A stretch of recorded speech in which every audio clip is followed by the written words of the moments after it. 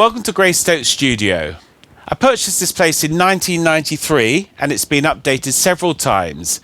Over the years, I've had famous people like Boy George, Danny Minogue, Peter Andre, Eternal down to the studio, and we've done some great recordings on some iconic albums. I've also done some TV credits, including the main themes for ITV and Channel 4, main theme for Champions League football, a track called Blitzer, which I did with Martin Price. Absolute storming. Later credits include Lamar, Ben Hemsley from Radio 1. We did a song called Every Little Thing, and that's done 5 million plays on Spotify. Also, recently I've been doing Primal's Scream, where we did 2 songs, Ready to Go Home and Love Insurrection. Okay, so let me just show you what the studio is all about. The main DAW is Logic Pro, but we've also got Pro Tools, Adams A7Xs, and we've got the Genelec 850As. We run everything through the Studio M1 Ultra 20 core, and then we stick it through the UAD Heritage Edition Apollo 16. The main mother keyboard is the Control S88, new edition. It works really well with native and it's really good with Logic as well. I love this keyboard. The outboard gear, we've got this lovely patch bay, which works really well. And then we use the Millennia Media, the GML 8200. This is a really famous EQ, possibly the best EQ in the world. A Lexicon PCM90, and we've got 2 Avalon 737s. This is a Chiswick Reach preamp. Trevor Horn's got one like this. And there's the Apollo Heritage that I mentioned earlier. Everything goes through a patch bay. This patch bay goes through to the main control room, which has got the Steinway piano, the Hammond organ and the drums in. We've got another patch bay under there, which goes through to the vocal booth. 3 separate rooms, plus a kitchen and a bathroom. I'll show you some of the synths that I've already got set up. We've got the ARP 2600, this is the TT SH2600, and then we've got the famous Synthi AKS, which was used by Pink Floyd on Dark Side of the Moon album. Over here we've got the Yamaha CS80, which is my latest edition. I was really lucky to get this. I got 5 or 6 keyboards serviced by Kent Spong. He just happened to mention that someone was having his Yamaha CS80 repaired, but the costs were going to be so great that the guy was considering selling it. So I put an offer in, which was competitive at the time, and I was fortunate enough to get it. And it's been a dream ever since I've had it. I've used it so much. It's really worked well. Carrying on, we've got the Mini Moog Model D. This is from 1979. They made these from 1971 to 1979. They made about 13,000 originally as the first batch.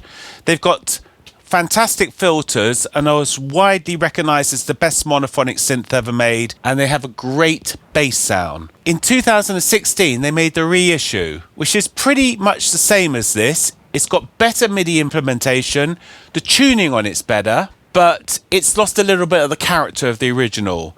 So if I'm doing my Bruno Mars type bass sounds where I need a Moog on the bass, I use this every time because this syncs perfectly with the digital synths in Logic Pro. And if I'm doing lead sounds, picky parts and stuff like that, I prefer to use this synth because it sounds a little bit duller and a little bit warmer. The Oberheim OB-8. An absolute classic. I like to use this to back up some of the digital pads like Omnisphere. This is the ARP Odyssey Mark III, late 70s. Beautiful sounding synth.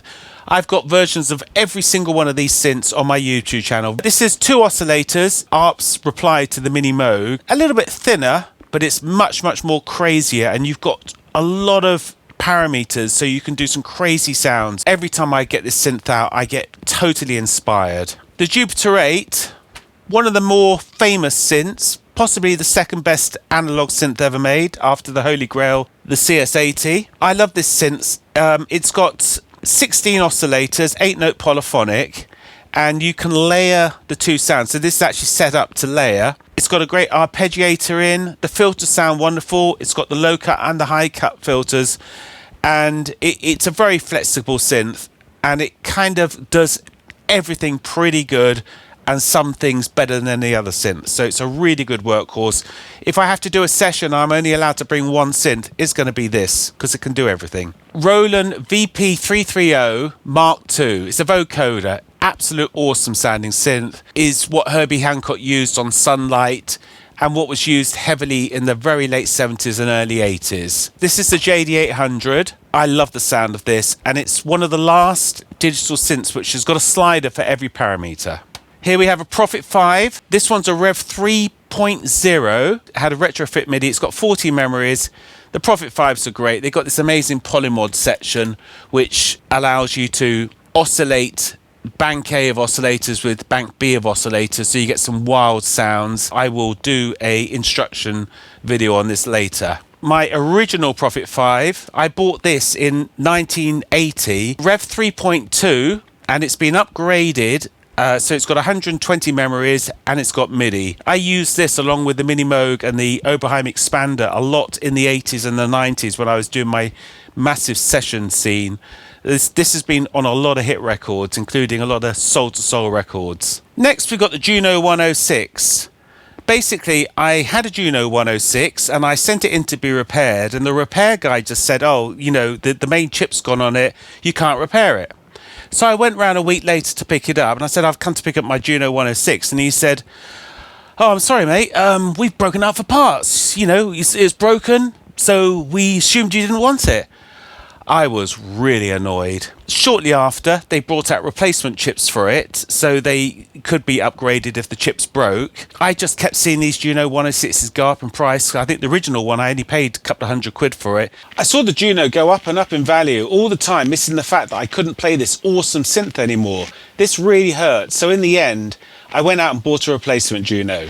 It's a lovely synth. It's only got one bank of oscillators, 6 oscillators, digitally controlled, but they're analog oscillators. They do waver, and all this filter section's analog. Well, now we're going to go on to some really early digital synths. These are the first digital synths. This is the Korg Z1. This was named after the B&W Z1, Roland D50. I've got a fantastic video on this. Please check it out. I bought this brand new. It was cutting edge. It was very expensive when I bought it. Korg Trinity. This was a very famous synth and it was used on everything for a while. Here we have a Poly 800. If you want an early digital synth, this is a good one to get because they're very cheap. MC202, which is exactly the same as the SH101, but it was used mainly for sequencing. So the keyboard is like press buttons, but it does work. But the sound of it is exactly the same as the SH101. Now onto the Roland VP330 Mark I.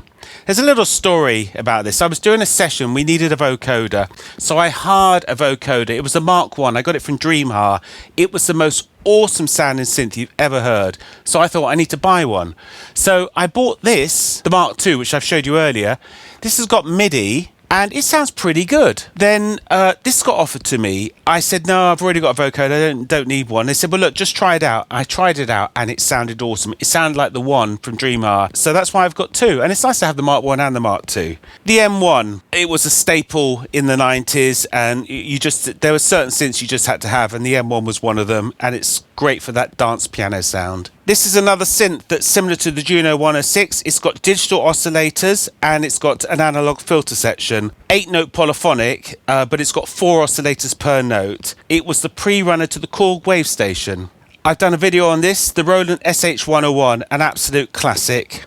And this synth, the Nord Lead 3, this was a present. I was working with Paul Corduroy and he gave it to me during one of the sessions, which I'm very grateful for. Here we have the CS50. This is quarter of a CS80 and it uses the same oscillators and circuitry.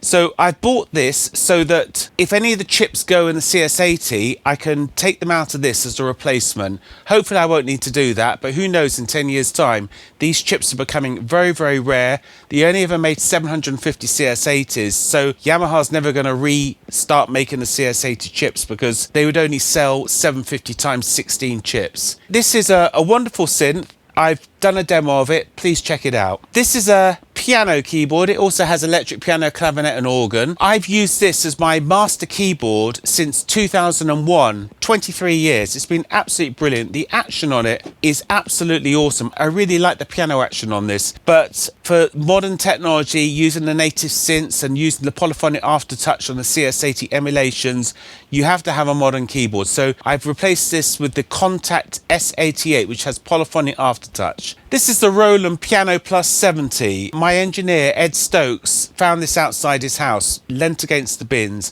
It had obviously been thrown out, But interestingly enough, this has got analog oscillators and it's a really rare synth. Here we have the SH1000. This is a wonderful monophonic synth. It was Roland's first synth. Basically got one oscillator with loads of divide down. I've done a demo of this as well. It's a lovely synth and it's got two modulation sources. So we've got the tremolo, which is actually done using a sine wave or a square wave. And then you've also got modulation. So you can actually get some interesting effects. It's got the full ADSR and it's got such a sweet sound. Over here we have an absolute classic Oberheim Xpander, primitive FM synthesis on this, and it came out before the DX7. It's all analog. Continuing on down the list, we've got the Yamaha CS40M. I only bought this about 4 years ago. It's two oscillators. It's the next generation after the CS80, but it's true duophonic. And like the CS80, it has a sub oscillator that's not affected by the voltage controlled filter. It's great for sound effects. It's got 5 modulation sources and I've done a video on it. Next we've got my second Jupiter-8.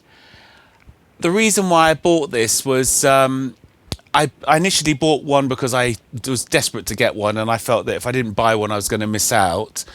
And then after I bought one, another one came up for auction, so I just put a silly price in for it and I got it, so that's why I've got two. Next we've got the Jupiter 4. This is definitely one of my favourite synths. This is 4 oscillators and it's 4-note polyphonic. So unlike the Jupiter 8, you've only got one oscillator per note, but each oscillator is the same as the SH101. So it is literally like having 4 SH101s, and the filter and the resonance is sublime in this. Definitely one of my most favourite synths. The older the synths go, especially when you go to 1977 and before, they become quite unstable, and that's what makes the synths have a lot of character. This is a workhorse, the Yamaha Motif, 61 notes, digital synth. It's got pianos, strings, all the usual sounds. Pretty good at everything, brilliant at nothing. Next down here is a Logan string machine. I love this. This has got the most wonderful string sounds in. I can't think of any famous tracks that was on, but it sounds very, very much like the ARP Selena. This is my second Roland SH1000. This is a pre-edition. So it had no writing on this whatsoever. Unbelievably, I just found a YouTube page, wasn't even looking for it, where they had the writing as a PDF. Cost £100 just for the PDF, and then I had to get it printed out. So I have actually put the writing on now so you can see what these controls do, and it makes it much more usable. The Super Jupiter, which is this here and that there, that's one unit. Basically, this is the Super Jupiter, and this is just a program which just makes it easy to program. It's based on a Jupiter 6 with some elements of the Jupiter 8, like it's got 8-note polyphonic, and it's completely analog. Korg Wavestation. This is the synth that was inspired by the Prophet VS. Then we've got a TX816, which is a rack of 8 DX7s. I bought this off Mike Lindup from Level 42. Went around his house. Nice guy. We've got a Midi interface, so this works for the Yamaha CS40M. TX802, this is 2 DX7s in a box. SE1X, I've done a nice video on that. It's a monophonic rack version of the Mini Moog. Probably not as good as the Mini Moog, but has elements about it that are better. Down here we got the Roland JP8080, which is a digital synth. And then at the bottom, we've got the Roland JD800. I use that so much. TT303, which is made by Cyclone. Here, we've got the Roland Rhythm Arranger. I bought the Oberheim OB-8 off a guy, and as I was driving away, he ran out with this, and he said, "Oh, do you want to buy this?" And I said, "Well, how much?" He said, £10. I said, "Fine, I'll take it." Then we got the Korg Rhythm 55B, a nice drum machine. I can't even remember how I got that.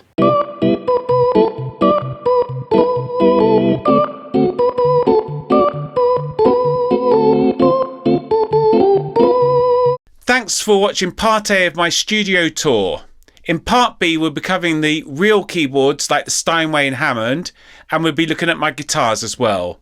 Please like and subscribe. Thanks for watching.